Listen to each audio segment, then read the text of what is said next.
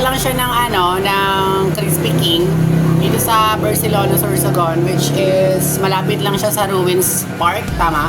Yeah. And it's actually the third time that I'm here. So finally natikman ko na yung chicken. And okay tayo. Lamig tayo. Masiramon. Sarap.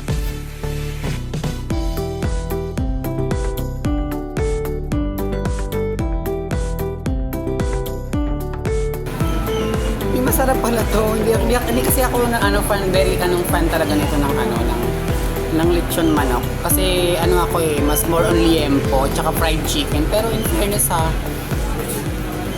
sarap. Must try. O sige na tabi mga babes and mga akla. Bye! Hanggang dito na lang tabi.